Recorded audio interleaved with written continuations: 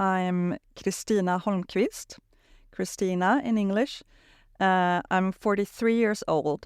I'm Swedish and I live in Malmö, Sweden, which is the third largest city in Sweden. And so by global standards, that's still quite a small city. It's about 300,000 people. But, you know, for Swedish people, it's big. And I have 2 kids, a 10-year-old, a 6-year-old, and I'm married and I'm living with bipolar. The first question I always ask is, how did you become aware that you had a bipolar condition? Well, it was a very long, sort of complicated process because I had my first depression at about 18 and had reoccurring like deep depressions and panic attacks and GAD, general anxiety disorder, for many years before any hypomania occurred.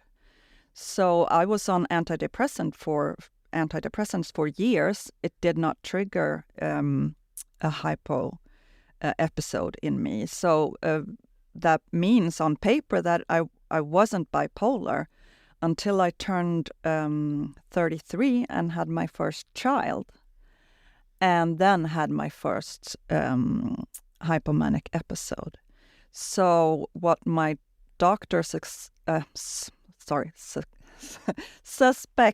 what I was trying to say, is that the hormones and maybe also the stress on the body of having a child and, you know, the sleepless nights and everything, that triggered the sort of bipolar. So after a few years, you know, when my kid was about 2, I was about 35, 36. There had been some like hypomanic episodes, and my doctor was starting to suspect that maybe there's something more here. Maybe we should look at this. And then I was already pregnant with my second child. So I was 6 months pregnant with my second child and 36 years old when I got diagnosed. So I'd become depressed when my first child was about 2, and I was off from work on leave, sick leave, because I was depressed. And they gave me lots of antidepressants, and suddenly I felt really good. I was driving to the plant store and getting a lot of plants. A lot of plants. And my plan was that I was going to grow all our food that we needed for the family in the window boxes. We have 2 balconies in my apartment. In the window boxes and also in big pots in the windows inside. And so I just, you know, my husband suspected something was maybe wrong when I ran out of money in the plant store. And I just came home with these huge window boxes and bags of soil and, you know, seeds and plants. And he was like, well, okay. I was like, it's going to be great. And he's a very kind man, and I'm very good at being, you know, just convincing people and being like very charming as you can get when you're hypomanic. So I was like, it's going to be great. Don't worry about it. So, you know, I planted carrots in window boxes. And I don't know if you've ever planted a carrot, but you will know they are quite a long vegetable. They need to grow down into the ground. That was not something I considered at the time. So, you know, when summer rolled around and all of these things started blooming and I was depressed again, I had crashed. And I had to deal with these carrots that were like stumps, because that's what you get if you grow carrots in window boxes. You get little carrot stumps. And I just remember very, very vividly the shame of like remembering, oh, I really thought I could grow carrots in the window boxes. And so that fall I was diagnosed, and they did a big they do a big evaluation. You see a psychiatrist, you see a doctor, you see a psychiatric nurse, you do drug tests, everything, and then I was diagnosed and got some help. Yeah. So that was the first time that you reflected on it and you thought, I'm different right now. I'm doing really strange things. It wasn't as it I think it usually is after you've had a hypomanic episodes. It wasn't until I came down from it that I was like, what the hell was I thinking, and why, is there lettuce everywhere, and what was I doing? Like it's just. Then I was like, yeah, I can't have been quite in my right mind. And I was very used to this sort of depressed mindset that I recognized and knew and had felt many times before. But this other side was quite new to me. And I also realized started looking back, and I was like, wait a minute. 6 months ago, I wrote a children's storybook and illustrated it in the evenings, and I stayed up quite late.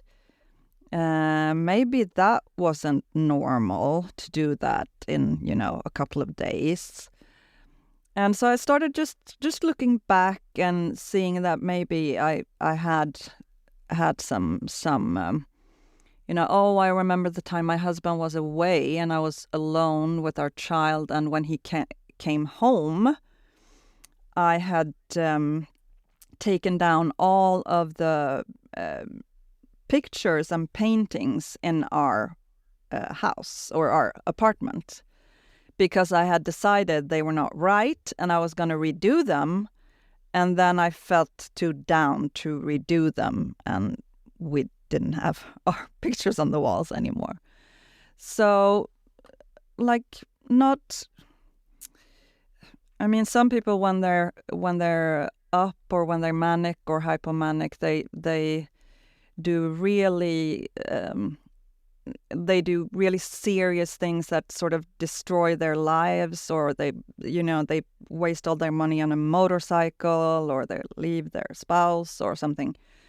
I've just had these project ideas. I like a project, growing something, painting something, something like that. That's mainly what I do. Yeah, would you say then that you have more hypomanic episodes instead of full mania, or do you think you arrive at full mania as well? No, not full mania, I wouldn't say. I'm diagnosed as a type 2 bipolar, and I've never sort of reached that manic high, I think.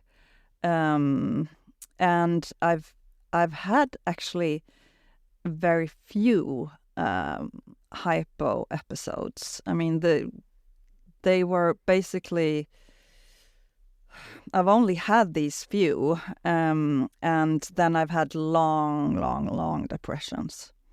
So depression has been my main problem, yeah, and the most difficult thing to handle for my doctors and me as well. So how long was this hypomania, the first one?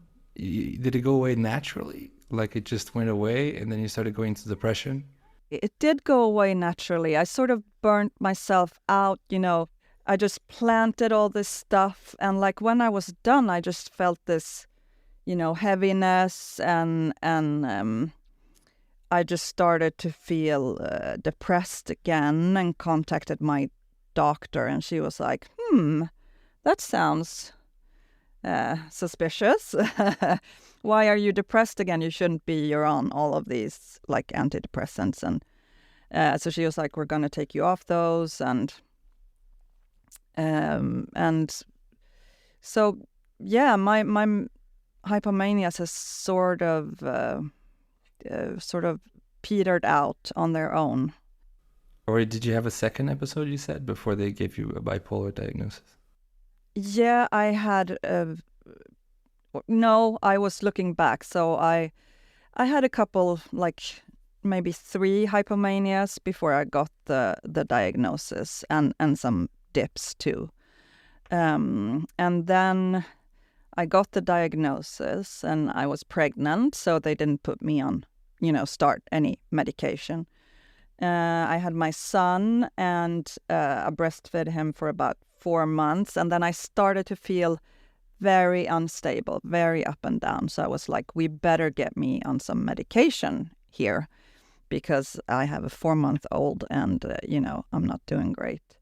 So I started on some mood stabilizers, but I think it was maybe just too late, because a couple of 2 months later, I just had a complete breakdown, like my worst depression of my life, and was hospitalized, or I sort of hospitalized myself. I was like, I need to go into care. So I was in the hospital for a week, maybe. And, I had that really deep depression. This was in January 2018.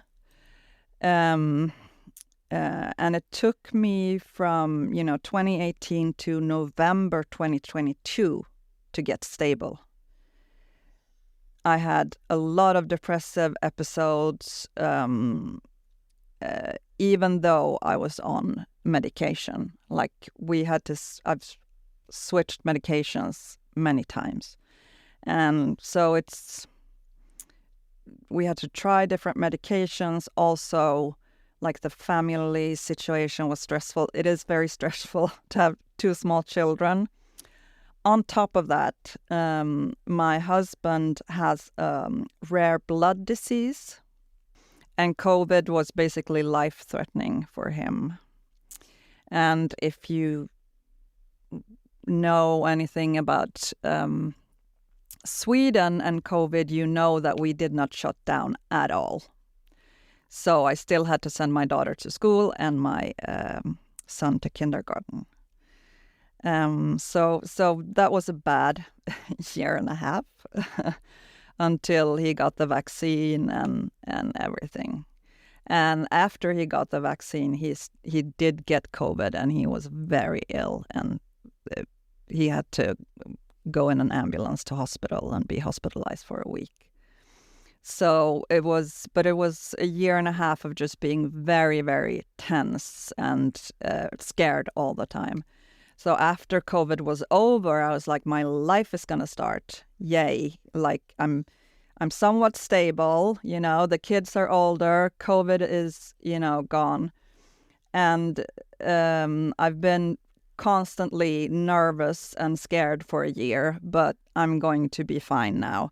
And then I had another breakdown, of course, because of the pressure, had been building up. And then I finally let go, and it just hit me with lots of terrible anxiety and, a really bad depression. I had to get this treatment that they do with magnets. So it's not like electric shock treatment. It's like the baby version of electric shock treatment. They sort of you get very strong magnet put on your head, and then they just try to make contact with the brain and get the brain to wake up and stop being depressed. Didn't work at all. Yeah. So finally, my doctor, I saw my doctor and she saw me, and I had lost a substantial amount of weight because I couldn't eat. I was doing very poorly, and she was like, that's it. You are going on lithium. Because I'd been resisting lithium, as many of us, I think, do. Lithium is for some reason we feel it's very scary. And I was like, okay. There was nothing. I had nothing to like. I had no resistance. I was like, yes, okay, fine. And I think that's what did it, because, a couple of months later, I started getting better, and eventually in November of 2022, I was stable for the first time since 2018. Yeah, it's a tricky medication. I'm on lithium as well. Do you find that I find that my mind is much clearer on lithium than it was on, I was on Lamictal, which is, yeah. And I got such brain fog from that med. I couldn't find words. I was completely, and for me, I read, I write, not being able to find words was like, it was crushing, really. And I felt that I was in a brain fog constantly. But lithium doesn't have that side effect, I think. Not for me, anyway.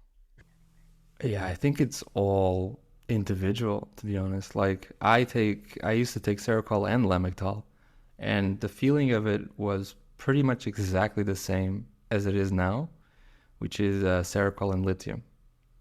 I have that combination. And like one of the people I interviewed before, you did the magnets. She did ECT, full electroconvulsive therapy, and it saved her life. It worked amazingly. Like she had psychosis quite strong, and she did 2 sessions of ECT after 11 years of instability. And it fixed her in 2 sessions, she said. And ECT is also one of those things that we all fear, right? And the question is, do we fear it? Why? I mean, it's. I think there's this fear that's from the 60s, when people would be forced to get ECT and the current was really strong. And I think they're a lot better at what they're doing. But because I was thinking, I remember when I was so depressed and nothing was working, I was like, is ECT like the next step now, from the, first the magnets and then ECT? And I mean, yeah, if it happens, if I get really bad depression again, I think I will consider everything.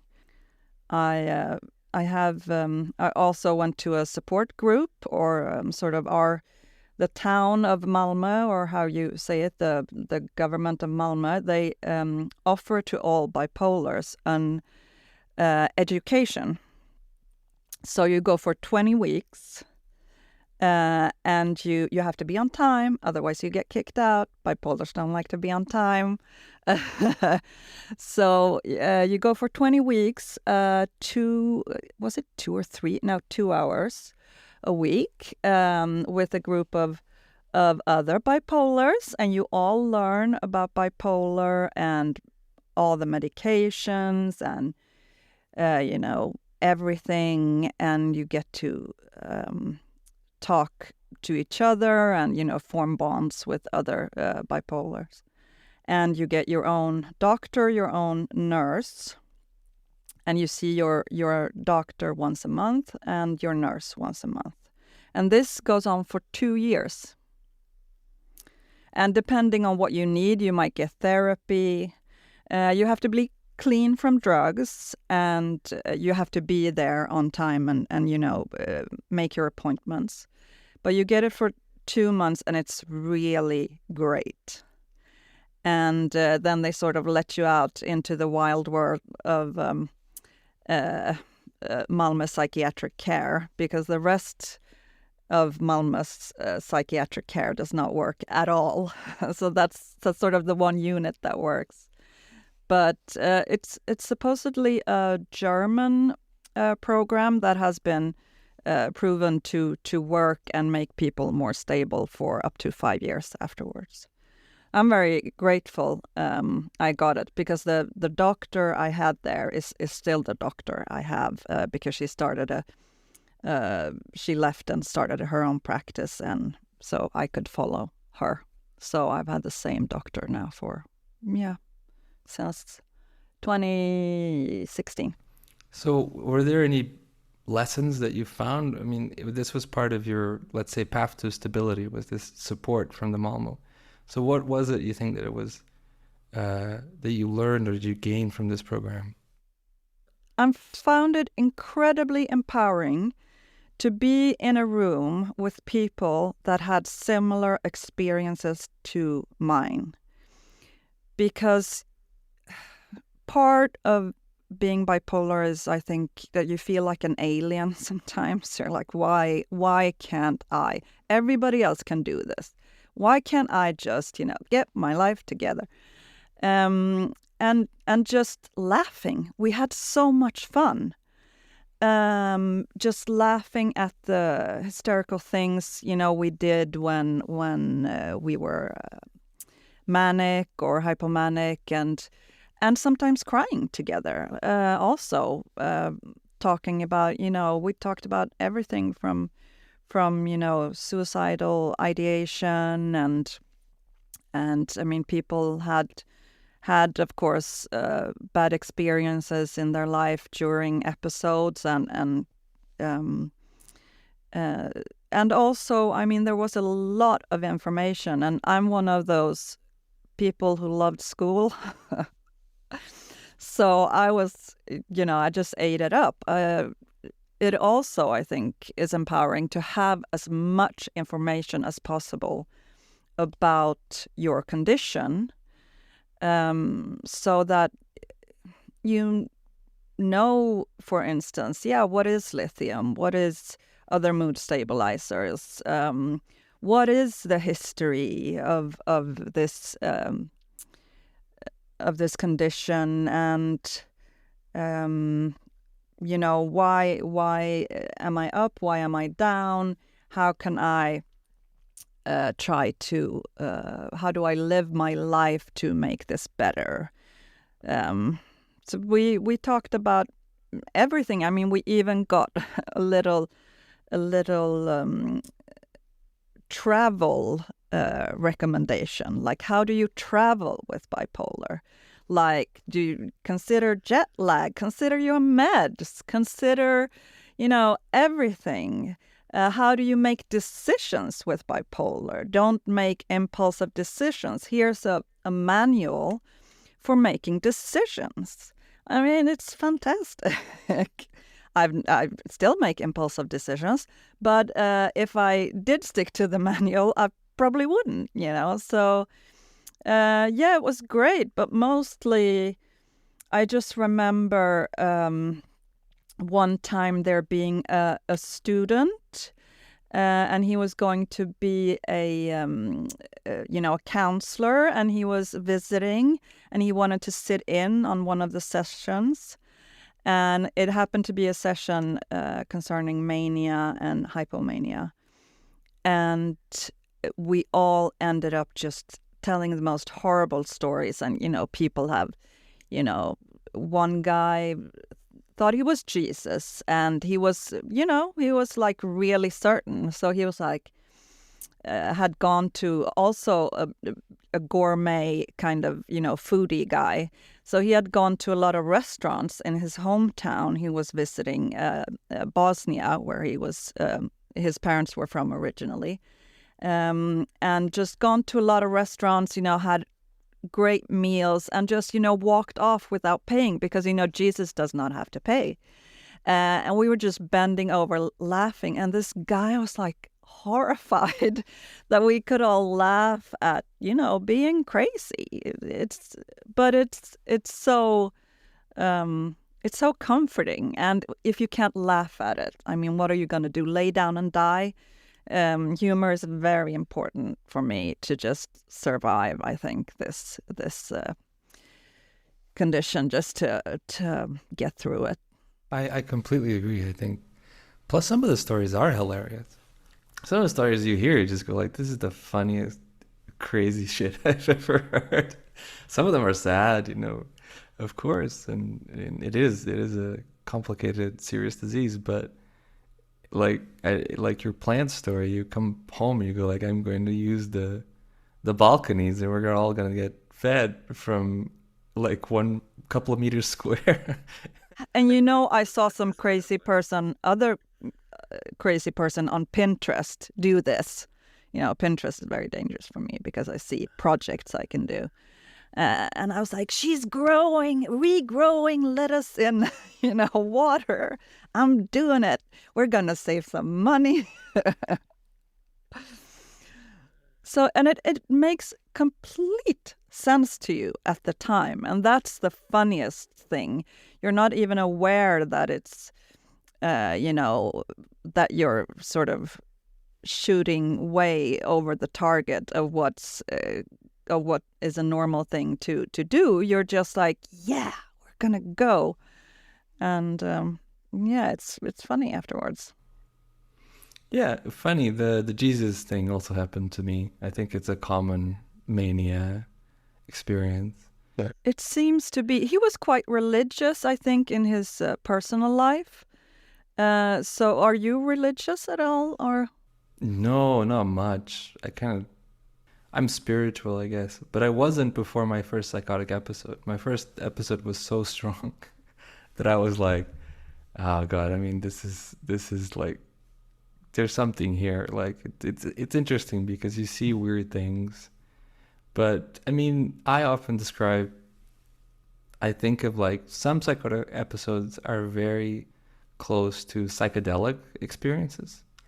So I do go like, lots of people take acid and then they go to church the next day and they go like, I saw God, So it's a similar experience, I think. Like, even though you can't reproduce what you saw, you do go like, but it was incredible. It was so beautiful. It felt almost more true than reality in some ways. That's like a cliche, right? The person who takes psychedelics and becomes spiritual is kind of a cliche. So I don't see it as like a symptom of anything. I just go like, I think this just happens to people who have this kind of experiences.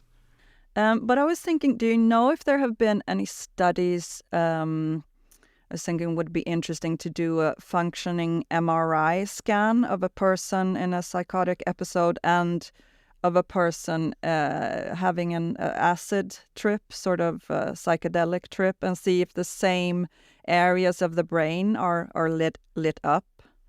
Oh, wow. That's a great question. I don't know. Yeah. Yes, let's leave the note here. If you are a scientist and you're listening to this podcast for research purposes, we would like, it would be hard to get a psychotic person inside an MRI for that long. Maybe. I don't know, depends. Maybe if the person knew, like if I drop my meds deliberately to go into the MRI, maybe I could pull it off. But I'm not sure any doctor would say that's a good idea. How would you describe like a society level of Sweden? How is it like with mental health? Right? Are things like opening up? Do you feel like how would it be for you to tell your employer that you have bipolar and stuff like that? Oh, I can tell you what happened when I did that. I'll just answer the first part of the question and say that attitudes towards mental health have changed a lot in the last 20 years. Like in 1998, I had my first depression, and it was unthinkable for me to tell anyone. I just hid it except for my mom and like one friend. Very bad stigma.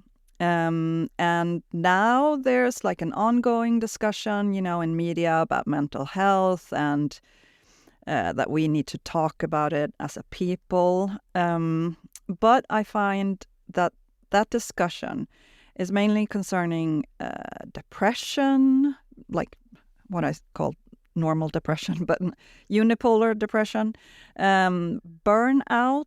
They talk a lot about getting burnt out, and anxiety. Like the discussion is not concerning bipolar, schizophrenia, psychosis, these more that I would call serious conditions, like the awareness of them it's still pretty bad, actually. And I just heard, like, or listened to a comedy podcast the other day, and they were calling Britney Spears. They were like, yeah, she's super crazy, because she's bipolar. And she's doing this and she's doing that. And I was like, yeah, it's still, because Sweden is, I mean, you can't say whatever you want to about women. You can't say whatever you want about gay people, about overweight people, about, people from other cultures. But it's still really okay to call somebody crazy. That's fine. So I think it's gotten better, and for a lot of people, but maybe not that much better for people who are like bipolar or schizophrenic or something like that. So I have only very negative experiences telling employers, unfortunately. And that was employers I thought would be, I chose to tell them because I thought they would be, more open and accepting. But just one was asking, I said, well, I'm going to get a diagnosis, I think, a bipolar diagnosis. And he was like, okay, well, can I get government aid for you? Because if someone is sick and you hire them, you can get some government money for that. He didn't say, how are you doing, anything. He just said, can I get money because you have a diagnosis? So he was like, you're basically disabled. Yeah. And at one place where I was I'd been depressed for a long time, so I'd been out of the workplace, and I was sort of doing some sort of interning in preparation for maybe starting to work there, like learning stuff. A woman there, when I told her, she said that, well, everybody has ups and downs, so it's not a disorder. That's life. And I just wanted to punch her in the face. And I was sort of fresh off, being in hospital. And being in hospital in Malmö, it's notorious for being bad, being hospitalized in the mental health department. And so it was a really bad experience. So it's just so insulting, somebody saying that, it's just life, you don't worry about it. I don't know, employers, no. It has not been a good experience. And I don't work, and not being able to work or not being forced to work is I think a reason that I am stable. I am on disability. And it's very hard to get disability in Sweden. They have sort of redone the system a couple of years ago. So it's very difficult to get it, but I did. I wouldn't be stable if I had to work because I couldn't take the pressure. You can't stabilize with work right now. No, I tried because I'm one of those career people, and working and doing a good job has always been very important for me. So I was in HR, and even though, the last place I was at, they were super nice and super tolerant, but like my mental state is too fragile to work. And I notice if I have to do a lot of things one day, say I have, a parent-teacher conference and I have to do something else and a third thing, I'm wiped out the next day. And this, of course, was not the case before 2018 when I had that really bad breakdown. So after that, I have become a lot more sensitive, and I need to I'm I'm super happy. Like the meds are making me stable, but it's also a lot of lifestyle. Like I get up at the same time, I eat 3 times a day, I rest, I go to bed, I try to exercise even though I hate it. I It's really all these lifestyle things. I don't drink wine. I like wine, but I don't drink it. I don't have any gin and tonics at the party. I go home early.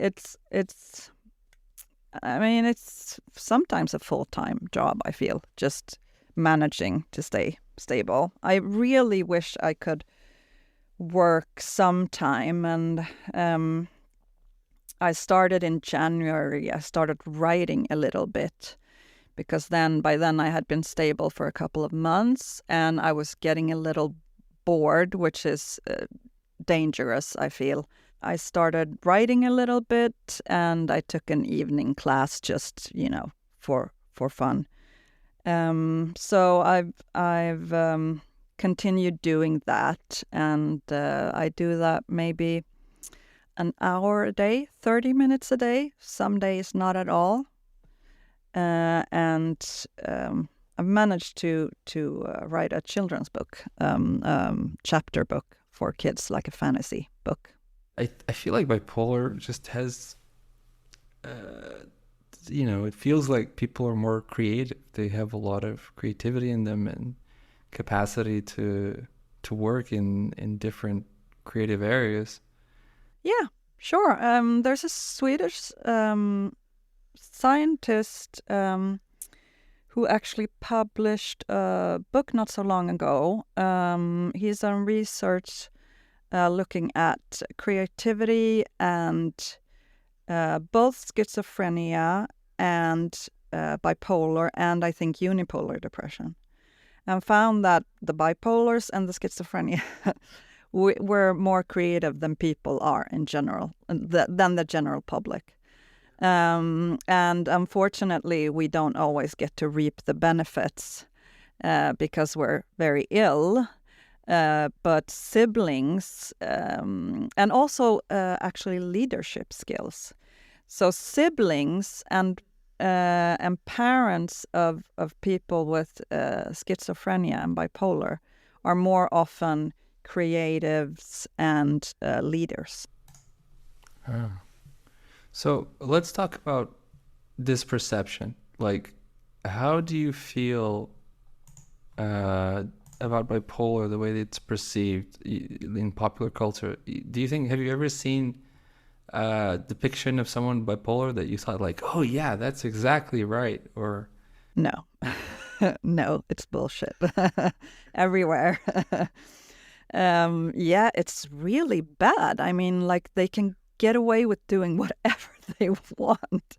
It feels like they do no research and then they're just like, let's have this crazy, bipolar character or, schizophrenic character and make them really violent or, So no, I know some people like the movie The Silver Linings Playbook.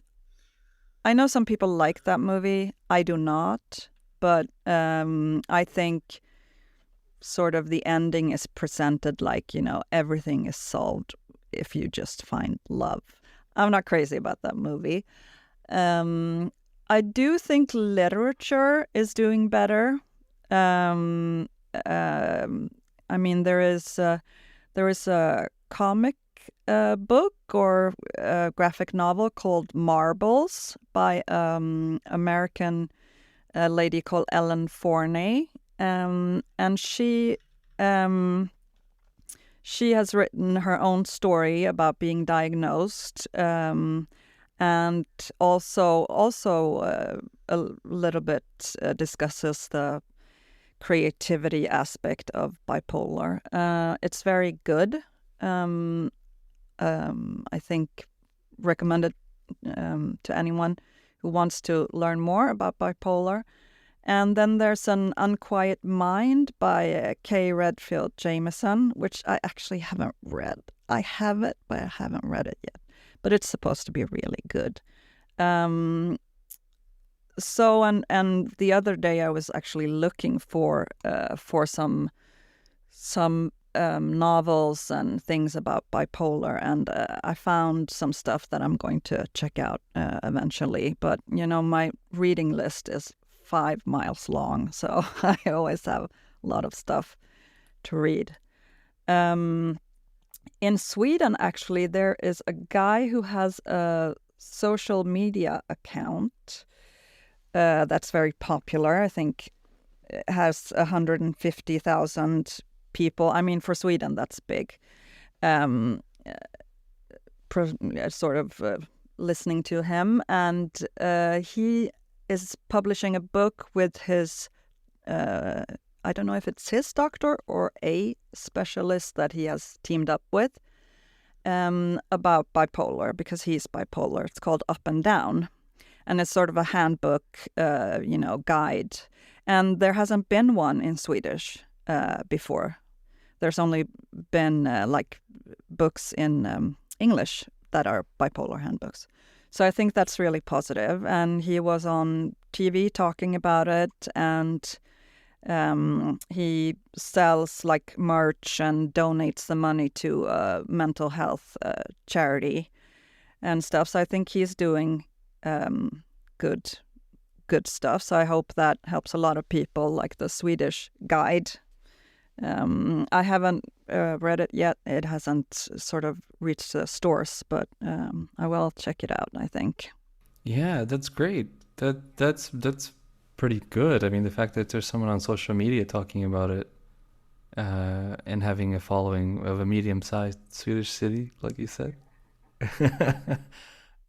If you could change the perception of bipolarity in the general public, if you had a magic wand, how would you change it to? What would you change?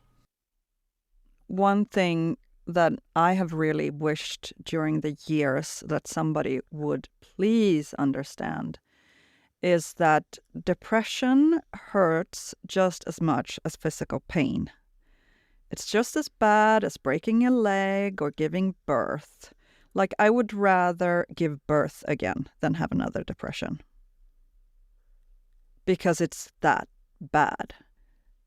It's still, I would wish that people would understand that the pain that it happens in your brain is just as bad as the pain that happens in the rest of your body, like the physical pain. It's just as bad. I think that would increase empathy a little bit and understanding. For me, it almost feels physical when I get depressed. I can be walking, I've managed to get out of bed and, just wash myself, and get out of the house, brush my teeth, and just be like, okay, I'm going to go to the supermarket. I'm going to get some apples and bananas, and then I'll go home, and then I will have done one thing today. When you're really depressed, you have to try and push yourself to just do something. And I can be walking in the supermarket and almost feel like, the pain, the mental pain is just so bad that I want to sort of crawl into a ball and fall onto the floor and just cry out. It feels for me very almost physical. I know depression also, I mean, it hits people differently. Some people just feel numb. Some people get angry, but I just feel this intense, just this mental pain, sorrow of just being alive. But even with lithium, it's as bad, or it's more? No, not it. Of course, this was before I became stable. Yeah. So no, not with lithium. I mean, I still have, bad days and days where I'm maybe too hyper, a bit hypo and doing a lot of stuff, but not those depths of deep depression. So you have this tendency to make projects, right? In your hypomaniac tendencies. So has it ever been helpful? Like, did you ever get something done? They were like, "Oh my God, I would have never finished that outside of my hypomaniac state." Like, this was actually good that I had a little bit of energy for this. I did finish that children's book. It wasn't very good and it was rejected. But I did finish that. I mean, we did have a whole summer of like a lovely garden on our balconies. I mean, and everybody went by and went, "Oh my God, this is lovely," because we live on the first floor. So, I mean, I did finish that. Um, what else? Yeah, I did make a huge painting of one of the My Little Ponies for my daughter when she was into that. She's not anymore. I just want you to know that's very important to her. And yeah, I've done some. I did a lot of crocheting for a while. So I crocheted food. So my kids have like chicken legs, bacon, eggs, cakes, strawberries. Like I crocheted all of that. So, but it's difficult to know what is a little bit of hypomania or a lot of hypomania, and what is just this natural like thing that I have. I mean, even before I ever was hypomanic, I did a lot of projects and a lot of art, and I drew and I wrote stuff. So, I mean, I've always been very interested in everything: music, literature, and art. That's always been three big things in my life that have really gotten me through. Also, I think like music. When I was in the mental hospital, like music was really important, getting me through that experience. I can't even listen to those songs anymore because it immediately takes me back there. But are they rough on the patients, or is the treatment just bad? What's Treatment is sort of non-existent. It's just a space to sort of keep people who they feel are a danger to themselves or others. And I just, like, the staff would not speak to you, would not look you in the eye. It was pretty evident that the staff sort of hated us. And that is a very weird feeling, especially when you're feeling really down. Just getting yelled at because, I asked for a sandwich after, 8 o'clock. Just being really upset and just crying and shaking and just being completely ignored by the staff. I mean, the other patients were the ones that supported me, really. And the staff was just, pretty bad. So it's there has been in the local newspaper, they did quite an expose on the care. And there have been some very damaging articles, and also especially highlighting that people who have been admitted being suicidal have managed to commit suicide inside the hospital. But I think those two female journalists did a very nice job just exposing the whole just terrible situation that was going on. And I mean, some people had it much worse than me. And I was only there for a couple of days, but it was something that was supposed to help me, and it made my recovery time longer instead. So that is quite the opposite of help. I'm not sure this applies to you because you don't have full mania with psychosis. But I am curious, like, did you ever feel that the experience was almost mystical in any way? No, No. I just felt very good about myself.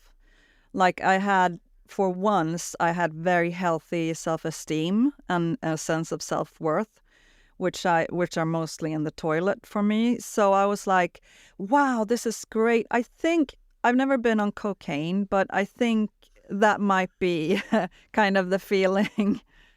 I think I felt kind of high and full of myself. I was just fantastic. But I never reached no any like higher than that. That was the extent of it, I think. But I mean, if you would look at extremes, when I'm stable, I mean, I have a self-esteem that goes, I guess, a little bit up and down like most people. And when I'm depressed, it's completely in the toilet. It's crap. I have no self-esteem. So I had gone from being depressed, from having no self-esteem, to very quickly being hypomanic and having this very healthy self-esteem of just being like, I remember driving from the plant place with a car full of plants and just driving and listening to Nicki Minaj and just, trying to rap along and just feeling fabulous. Yeah. Do you miss the feeling a bit sometimes? I don't know. I know a lot of people miss their manias or hypomanias a lot when they get put on medication, but I don't, because it's that very nice and just fantastic feeling. It doesn't last that long with me. It sort of kind of quickly moves over into agitation. I get a bit anxious and just kind of stressed, and I clench my jaws, and so I don't miss it that much, because when I'm stable, I can still access that feeling, and I can access it, without becoming hypomanic. Like, just if I listen to a song I really like, or have some cake. I mean, I love cake. I can still sort of access that sort of high. I do feel, even on medication, like my brain does respond more to positive stimuli, if you call it that, than maybe someone who's not bipolar. Like going to a concert, or listening to a song, or drawing something, or seeing some art can really, it can sort of get me a bit high. I've always been able to get very very emotional and like fantastic experiences from concerts and stuff. Like, I used to go to festivals, and Sweden is very anti-drug, so it's not like I wasn't on ecstasy. Well, I like to go into the like dance tent where they played like dance music and just dance, and just I felt high, even though I was not particularly drunk or on any drugs. I could get a sort of a high, and I don't know if the other people around me had the same kind of like really religious experience, almost like, wow, this is fantastic. So you've never experimented with psychedelics? No. Sweden is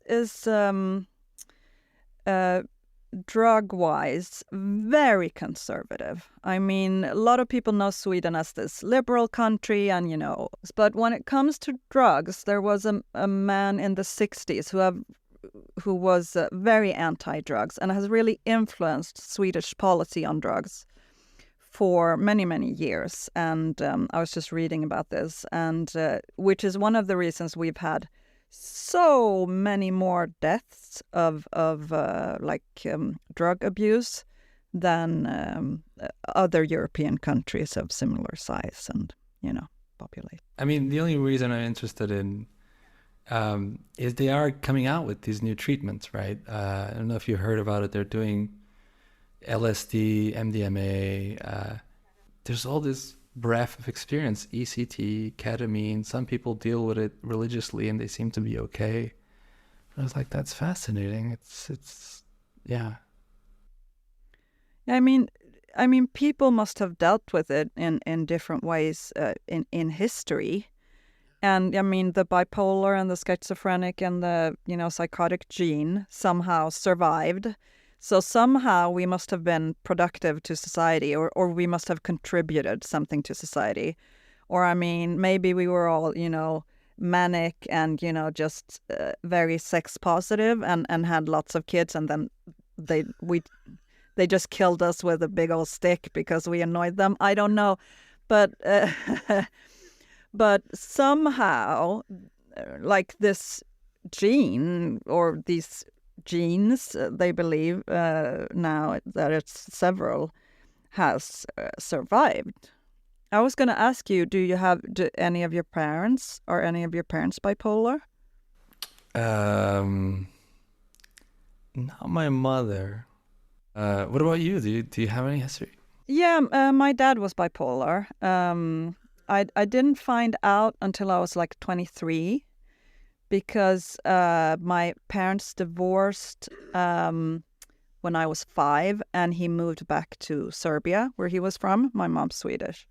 So they met she worked at the embassy in the 70s and 80s, the Swedish embassy in Belgrade in Serbia, what was then Yugoslavia. And so he moved back very early, but I always knew, I mean, my mom made sure that we had contact, and that the first couple of years she actually went to Serbia with me, like 2 weeks during the summer, so I could see him, because I was too little to travel alone, and she would go. So she wanted me to be in contact with him.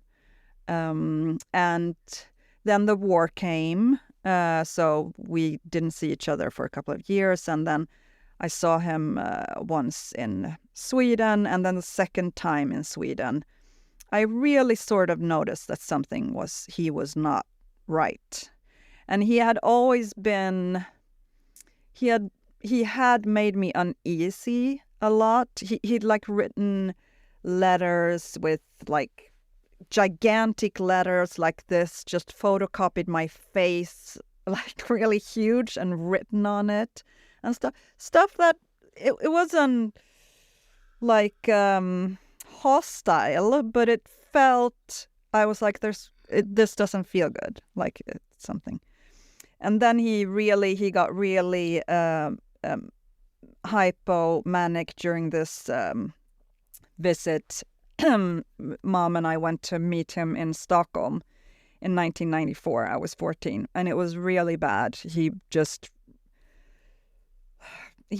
started like attacking her and saying she was a bad mom, and he just and he was just getting angry with me. So I was like, I don't want to see him again in a couple of years. And I ended up not seeing him until I was 25, when he also completely freaked the F out and just became very hostile and started yelling at me, became very aggressive. So it ended up with me leaving. And then I didn't see him, and he died 2 years ago. So he always refused medication or any kind of treatment. In 1999, I think he got disability because he sort of crashed and just was really depressed. So he had his disability, and I mean, he was poor, of course, and he never wanted to medicate or take any kind of medication, and it sort of made me very early on accept all kinds of medication immediately, do everything I can to to just accept it, because he did ruin his life, and he was a very smart and intelligent man. He was an engineer, and he was also very good at languages. He was very good. It was a very proficient Swedish speaker, even though he hadn't lived in the country since 1985. So whenever he called my husband, if he picked up, he was like, I can't believe his Swedish is that good. And he spoke German and English, and like he was a kind and interesting man, but he didn't want to medicate, decided to drink whiskey instead. And, you know, that it's, for me, it's always been like the great fear, because I had a depression at 18, as I said, and then I was like, oh, I'm going to end up like my dad. And so I've always been very thankful. Oh, at least I'm not bipolar like my dad. And then at 36, they're like, well, you're bipolar like your dad. And, you know, that was really tough. That and not being able to work, that took me a couple of years to accept. I was just very bitter about it. But now I'm better. But yeah. In the end, your pregnancy, I mean, a lot of women, the hormonal, whatever, all the imbalances that come with pregnancy, they cause a lot of different things. And in your case, it seems to have unleashed this condition, right? You already had like a mild version of it. I also did, by the way. I think a lot of people do, where you already had some weird depressions, not weird, but like serious depression, right? You had some serious depressive episodes. And then with the pregnancy, it was like, oh, this is different now. Yeah, and I'd been stable for years, or fine for years, hadn't had depression for years. And then it took us a little bit of time to get pregnant, so we were kind of, you know, worried and everything. And then it finally happened, and then that's the thing, you know, that makes me bipolar.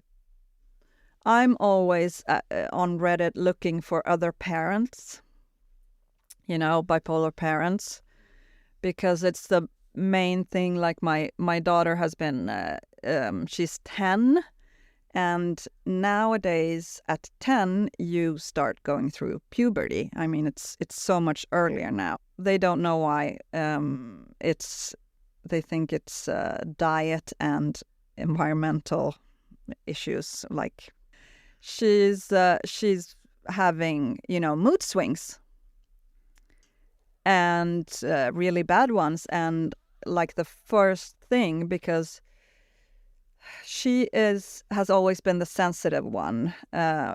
My son, the little one, he's always been just happy-go-lucky. It doesn't matter. He can fall on his ass and just, you know, get up and be like, hey, never cried, nothing. I always knew that if one child was going to be mentally unstable, it was going to be my daughter. And now she's, you know, she's up and down, and it scares the shit out of me. I'm like, is this when, you know, is this when it happens? Is she bipolar? Is she going to start, you know, cycling? And I think, I mean, there is a chance that she might become bipolar, and it's just, you know, it's heartbreaking. And you go to Reddit and you read these parent threads, and there are a lot of people who are bipolar who are now dealing with their kids who are bipolar. And it just, yeah, it really sucks. I mean, what do you do? I have two friends that I had since the, you know, bipolar education program, and they are a lot younger than me, and now they both have babies. And I was so fascinated that they didn't seem to consider not having babies because of the babies might be bipolar. Because if I would have known beforehand, sometimes I don't know. It's a really big thing on Reddit. People are like, this curse ends with me. And that's how you feel sometimes. But, I was already 6 months pregnant with my kid when my youngest, when I got diagnosed. That's an issue to talk to people about also. I want to hear about that, how people feel about having kids and not having kids. In Sweden, the medical community is very positive. Like, they're like, bipolar shouldn't be something that stops you from having kids. You get lots of support and extra care and extra visits to checkups and things like that. Yeah, I mean, I suppose on the question, the only thing you can hope for really is that the meds keep improving. But yeah, I mean, I think my contribution and our contribution is just talking about it so that people stop having wild delusions about what this is, That's just not helping at all. I also think that, things have improved for many groups of sort of minorities or whatever you could say. We're getting more aware of that. It's not okay to talk to women like this. It's not okay to talk to, gay people like this. It's not okay. And starting to be like more inclusive in the media and in culture. But, it's still fine to say somebody is, batshit crazy. That's still fine. It's still fine to, make fun of somebody because of that, or just use that as the punchline. I was a couple of years ago, I remember the Swedish, one of the biggest comedy shows or sitcoms in Sweden. They had an episode where somebody was dating a guy and he was friends with the king of Sweden. Yeah. So she was dating him because he was friends of the king. And everybody was like, what a great guy. Why is he single? And then he completely went into a depressive episode. It took 5 minutes because he was bipolar and decided to, just freak out and scream and start acting, weird at a dinner party or whatever party. And then decided to lie down on the street and telling people to hit him with their cars.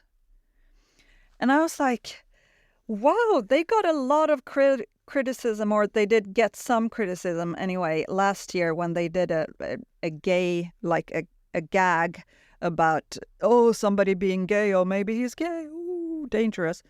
And I was like, and this is like, nobody gives a shit. This you can do, this is fine. And it kind of, it annoys me. Yeah, it annoys me. And I'm fine. If you want to think I'm crazy, fine, think I'm crazy. But, don't think I'm violent or a threat to you or someone who can't be trusted. I mean, they don't exactly help. The stigma and this doesn't exactly help when you're in a depressive episode, trying to convince yourself not to kill yourself. And then you sort of, it would be nice to know that people have an attitude towards you that is friendly and not antagonistic. The real thing is like, people kind of assume you're asking for pity. I go like, I'm not asking for pity, I'm asking for empathy.